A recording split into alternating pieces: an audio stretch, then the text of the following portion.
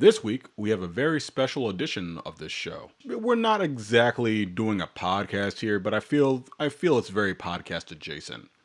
That all being said, statistically speaking, over 90% of shows will not make it past episode 10 due to unrealistic expectations, burnout, whatever. This is episode 11, so assuming I get this online, we are in the top 10% of podcast longevity.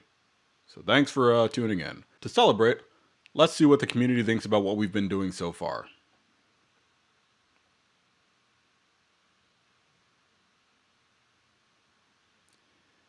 Seems like we're doing something right.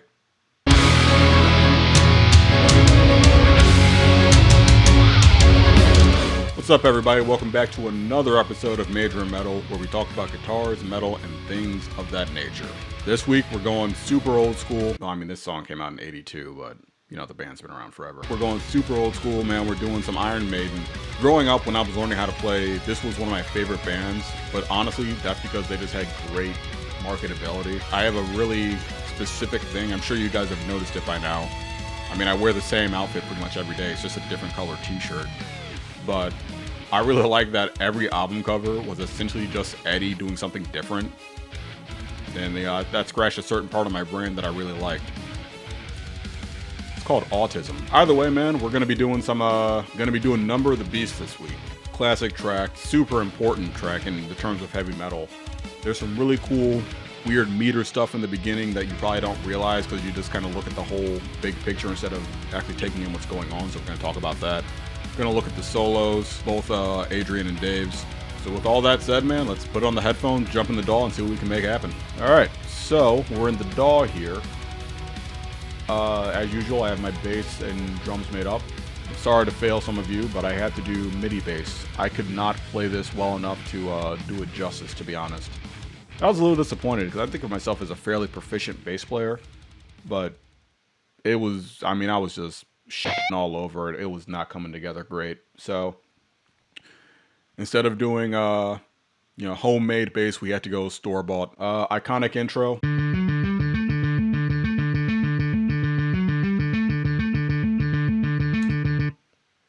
That sounds not great, but that's okay for what we're doing. Oh, here's a fun thing. This intro is if you want to look at the big picture, it's honestly, I kind of think of it as 10-4, but it's a bar of 4/4 and a bar of 6/4. So there's three notes in there that's what really turns it around and gives you that extra. It's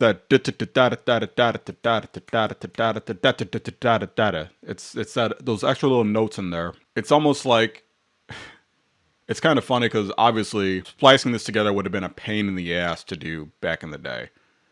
But something like this could very much happen in modern production, where someone would just play the lick and then the producer would be like, yeah, I'll just loop it. And if they didn't really have a good knowledge of like, oh, I should probably chop off these two beats to make it all 4/4, you would kind of end up feeling like it's a little long. So it's just kind of interesting when you look at it under that light, when it's like, yeah, modern production, that would happen because someone didn't quite know what they were doing or didn't really pay attention.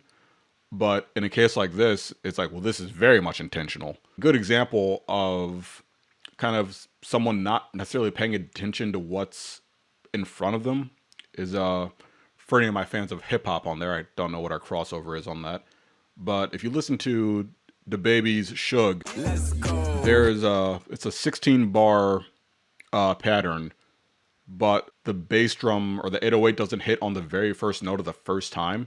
So once you hit 16 bars, that bass is missing, and you feel it. It feels lopsided. I don't know who produced that one, but it's another one of those things like, did you intentionally leave it like that to feel lopsided, or did you find a loop online and you just did it and you didn't really care to doctor it up or try to add a similar 808 in there? Who's to say what really happened? But that's why we like this show, man, because we do stuff like that.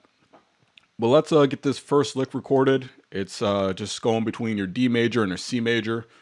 Most of this song is just between D and C. Also, fun fact, this is one of the, well, I won't say one of the few because Iron Maiden has so many songs. I can't say every single one. This is one of their songs that doesn't feature their signature gallop, yeah.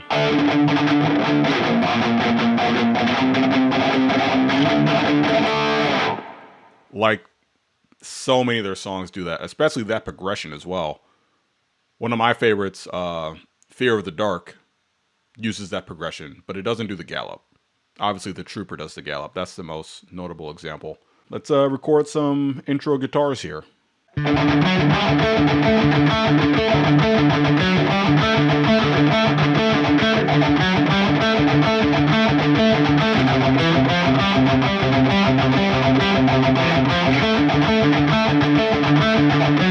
Whew, that's a little bit of a burner to try to do that whole thing, start top to bottom, and then I got to double track it, of course. So let's get that double tracked. So what's interesting about this?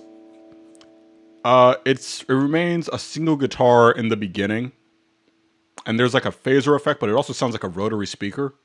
I don't have a rotary speaker simulation, but what I can do is have my pan left and right to kind of simulate that sound. It's very gradual. It doesn't happen fast. Like it takes a long time for it to happen.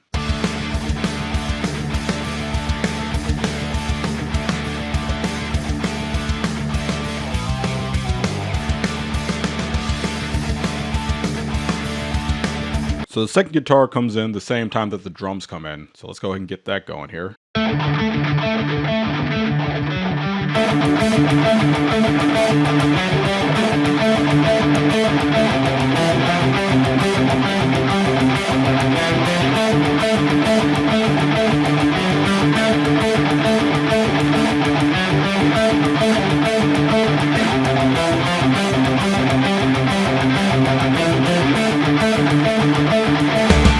So here's the thing. When I listen to this song, to me, it sounds like there is a third guitar part, or I guess second guitar part, happening, just accenting the octave. Just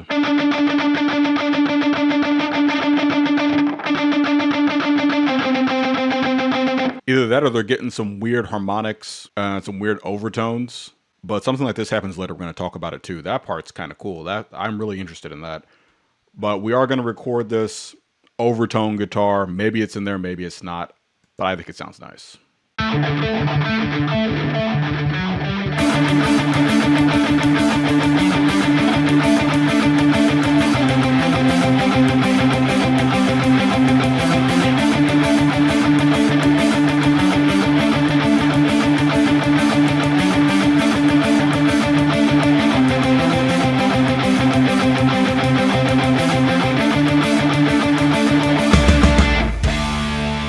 Is that in there?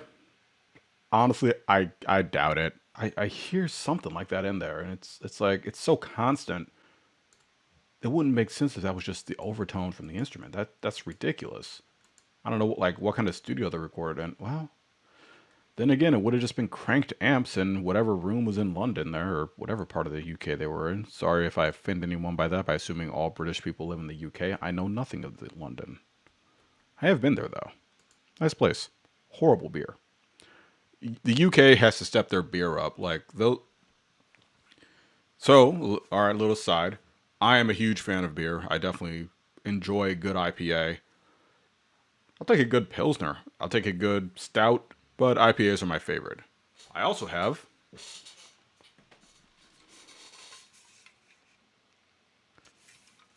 I don't know if this is good or not, and unfortunately you see it's taking some damage from different moves.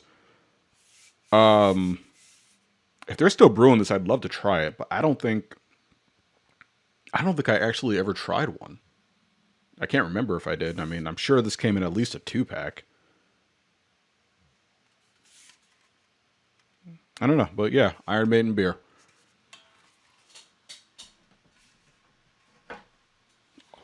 All that to say, the UK needs to step their beer up because the ones I had while I was over there were not good, in my opinion. Where did that come from? What was the relevance of that? Yeah, so I don't know if it was whatever room they recorded in, wherever they had the amp set up. I mean, it's, you know, it's a good chance, man. Those old British studios, you know, huge sounds, huge rooms, big reverbs. It is very possible that we're just hearing a bunch of the overtones from the instrument in the room itself in that recording, which is pretty cool if that's the case. If not, I also like adding that in there. Next part here, it's just big chords. This is over a section. This is another really interesting section, the way it works out. Your first hit that you have here is on the and of beat 4. Like, it happens right in between, you know, which is, you know, that's cool. That's kind of the whole style. That's actually a very Iron Maiden thing. It's coming in on the and of beat 4. They do that everywhere. And I know I keep saying they do that everywhere. You know, you study their music long enough, you notice some similarities, you notice some patterns. It's called autism. The way that I'm counting this, each hit there, you're getting 2 bars of 4/4, then a bar of 3/4. At the top of the bar of 3/4 is when you get your, I don't know, warm up. I don't know. But what's interesting is, for this to make sense in my head, and I tried to put it to a metronome to see what we could figure out, the very first one happens on the and of beat 4. However, the other ones happen on the downbeat of beat 1. So you have the, like, 1, 2, 3, 4, 1, 2, 3, 4, 1, 2, 3, 1, 2, 3, 4, 1, 2, 3, 4. It's kind of hard to describe, and I mean, realistically, I could be totally wrong here. It's just kind of open air. We don't know what it is. I don't know what it is. But the very last one is a little bit longer in that, well, actually, it's a little bit shorter. Instead of having 2 bars of 4/4 followed by a bar of 3/4, you have a bar of 4/4 followed by a bar of 5/4, and then we get into the verse. I don't know how they counted that out. I don't know if they just went by feel. I don't know how this was recorded. I don't know if this was recorded like in a live room, everyone together. Or, I know Bruce Dickinson's takes were isolated. I know that. I guess I've read some articles from the producer of the album talking about demanding that they get that opening scream right or something like that. It's something to that effect. So I imagine he would have had to record on his own, or at least in an isolated room. Again, I don't know really the technology of yesteryear. Unfortunately, I really should educate myself on that. That's probably why my mixes sound so bad, because I don't know what I'm doing. Let's record some of these.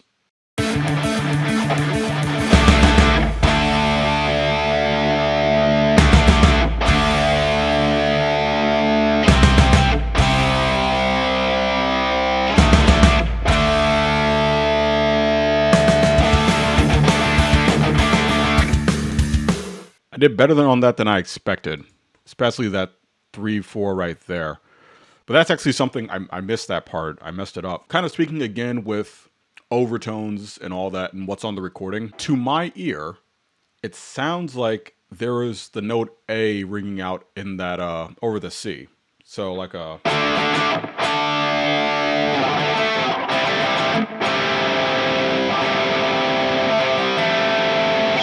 I don't know. I went back and forth on this. Do I include the A? Do I not include the A? It wouldn't make sense that we're getting such a strong harmonic of an A in there, because especially in that low of an octave, yeah, you wouldn't get that in the harmonic series. You wouldn't have an A that low. You'd have one way up high, but okay, so that's enough convincing for me. Yeah, we're gonna have to record that, and we're gonna have to do a C6 there instead of a C5. Hey, maybe you'll hear it. Maybe you'll see like, oh man, that's what I've been missing when I play this. Or maybe you'll be like, well, that sounds stupid. There's no way they would do that. I don't know. But that's the fun about experimentation. You just try shit.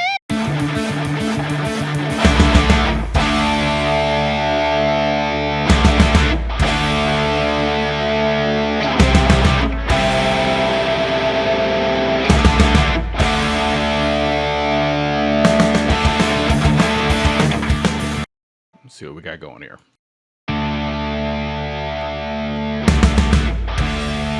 Right guitar's way early.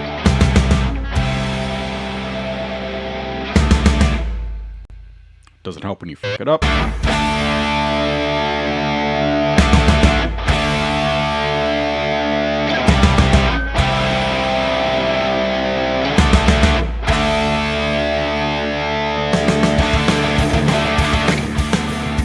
I gotta be honest, man. I think that is the correct way to play it. You know, hey, if you were ever in Iron Maiden and they have an extensive list of guitar players, you can correct me and just be like, hey, it's a C5. But to me, I think it's a C6. So we're gonna keep a C6. Verse is pretty straightforward. Honestly, we might not even really record it. We're just kind of just trying to get to the solo, honestly.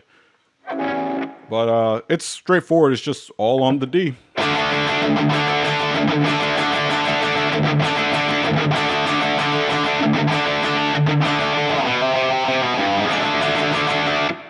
With the little turnaround.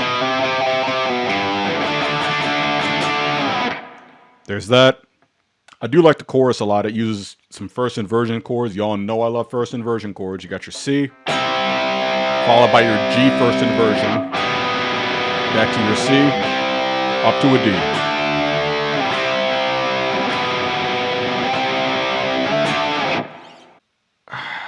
Let's just record it. Let's just do the song so that way I can do the montage thing and have something going on. Maybe I'll do like a... Ooh, that'd be cool. Maybe I'll do the... I'll have a guitar playing the melody over that. Yeah, we'll see about that. That might be cool.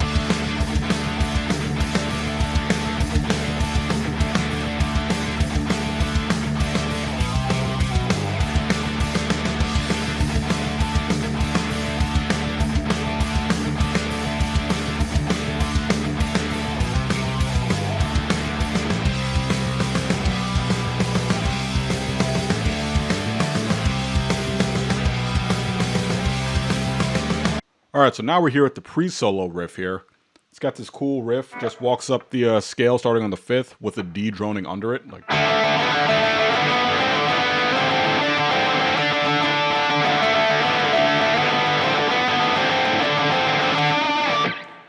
but what's really cool is that the bass underneath is changing the chord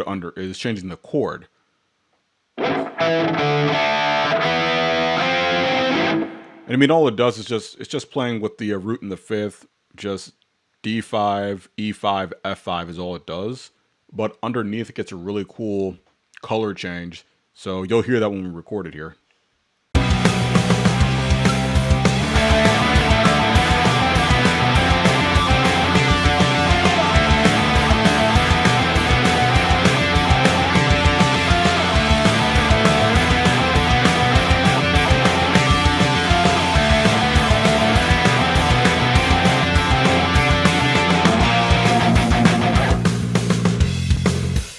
Then we do a classic Iron Maiden, come in on the and of beat 4. See, I told you we do it a lot.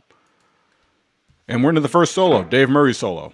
Dave Murray's solo on this song is pretty interesting in that it's really just a lot of trills back and forth, which is not really typically how you would construct an entire solo, but sounds cool, so hey, he went for it.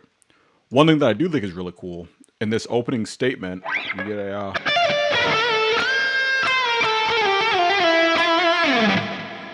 you get something like that. But what's cool is where he ends. He ends on this E natural. Well, I'm getting ahead of myself. We still gotta record the rhythms. We'll come back to this.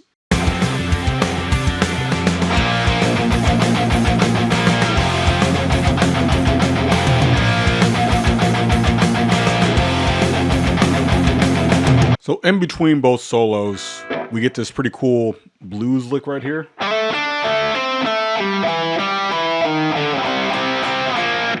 The way it comes together, I think, is really cool. Your first set of chords, you have a D to C.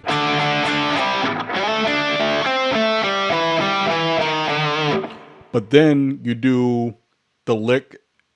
It's a blues scale lick. But what's cool is that it is you do the scale of the 5th of where you started. So to break that down, let's talk theory. Our riff here is D to C. And then we have our blues lick in between. That riff is done in the key of A. A is the 5th of the key of D, okay? So just a quick recap. We started with D, go D to C.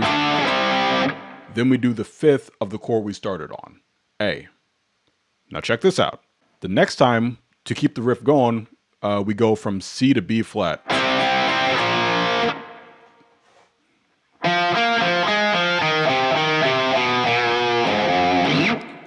The second time, instead of going up to the fifth of the chord we started with, we go to the fifth of the current chord we're on, right? So if we had done it the same way we did before, the fifth in the key of C is G. This time we're doing the fifth in the key of B flat, so an F. So this time you have an F blues scale.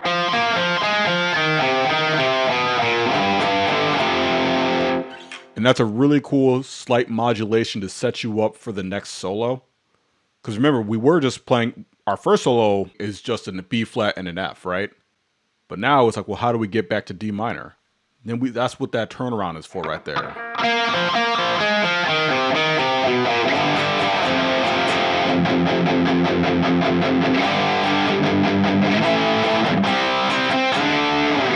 And that puts us right back into D minor. I think that's a really slick way to do it. So what you have there is you have your F up to a G, up to an A, C, D.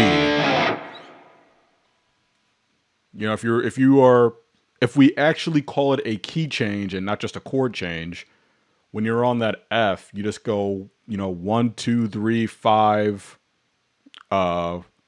root. 1, 2, 3, 5 to the D. F, G, A, C, D. That's just an F major pentatonic. Like all they did was just take the major pentatonic scale, walk it up, and then now we're in our original key. Brilliant writing. Absolute cinema. I guess absolute audio would be more appropriate for this. Either way, that's really cool. Man, that's why I like doing this.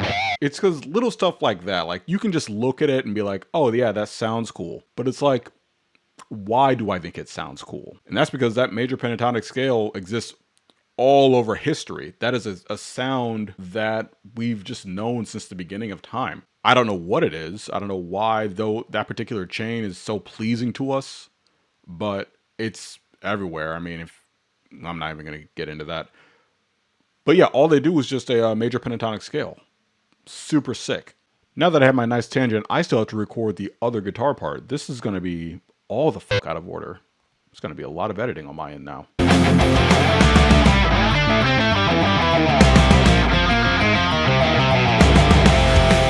Nailed it!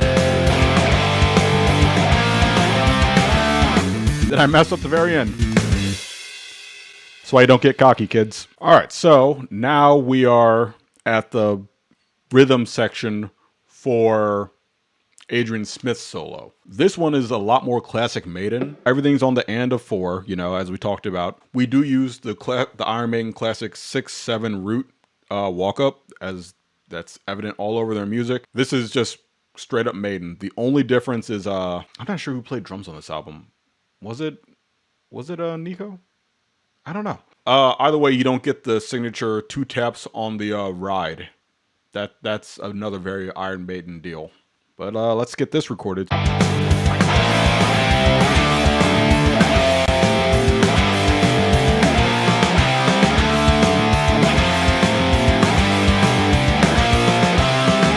So now we are here at the solos. I think I mentioned this a little bit already, but the whole thing is just a B flat and then an F, while Dave Murray is in D minor. So that's a pretty cool choice. I don't know if it was like, hey, how do I solo in the key of B flat? I don't know, but it sounds really cool. We'll just take it lick by lick, about 2 measures at a time as usual. It's a lot of trills, and it's D minor. There ain't much more to it than that. Just got to get your finger wiggling, get fast. One trick that I do for trills, because I don't know, I guess my fingers are just a little fat fingered, or maybe I'm just not accurate. If I'm doing a trill here, I will use my right hand to mute those other strings. So even if I'm all over the place, those other strings aren't going to ring, So that's just a trick I like to do. Try it for yourself, man. Or, go out and buy one of those string muters, if you're just going to not even try. Your decision.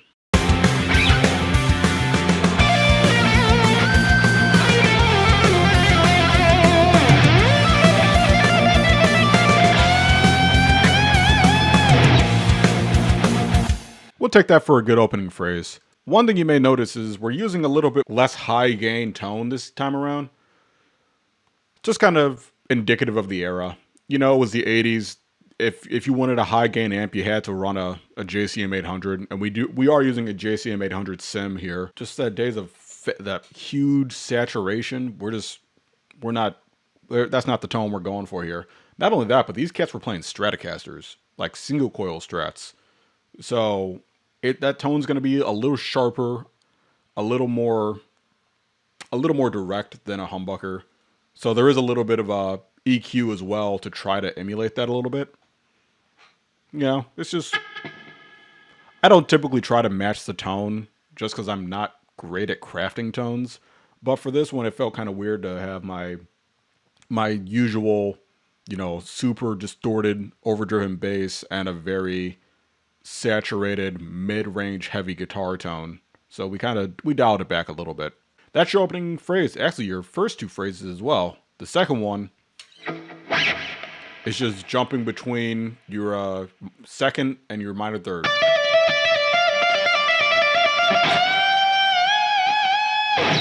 Followed by a big bend to get you out of there. Era of boomer bends, baby. Nah, I'm playing. Actually, I enjoy a good boomer bend. I don't care what these young cats say.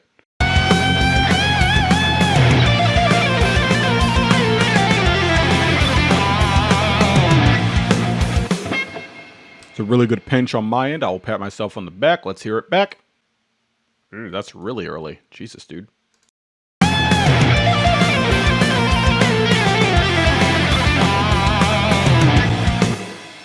All right, followed by our last lick of the sequence.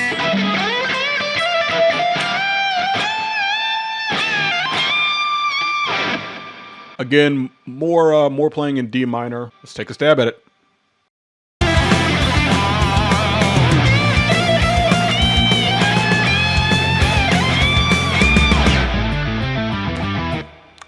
I'll take it. Let's hear what we got there.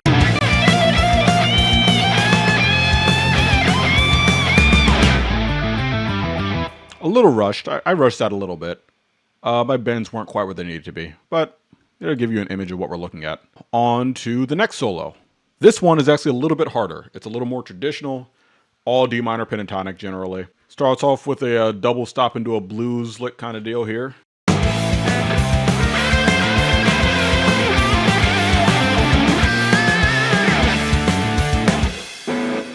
First lick right out the gate, you start with these double stops right into a blues scale.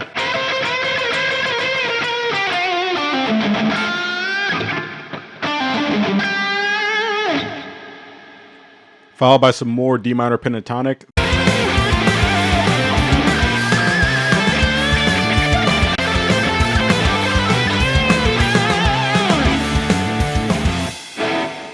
This next lick, we're just a lot of bends.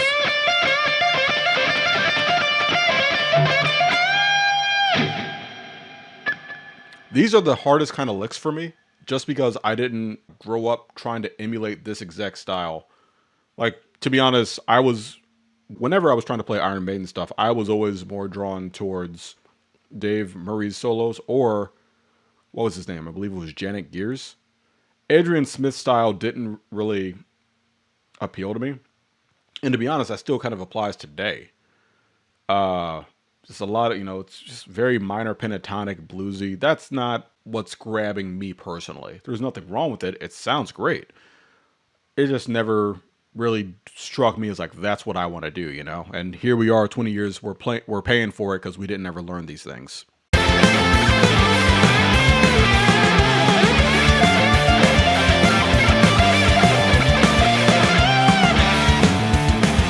Finally, at the last lick of the solo. This last lick here, we bend up from our third to our fourth, followed by a minor pentatonic lick.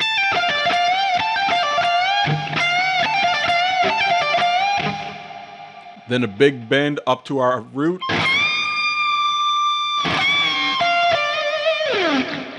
Back down to a minor third, down to the root.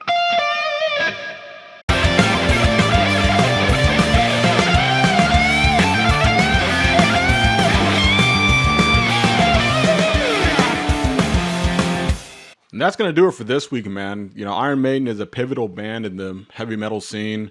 I think they're on like I think they're doing like 50-year anniversary touring right now, which is just insane.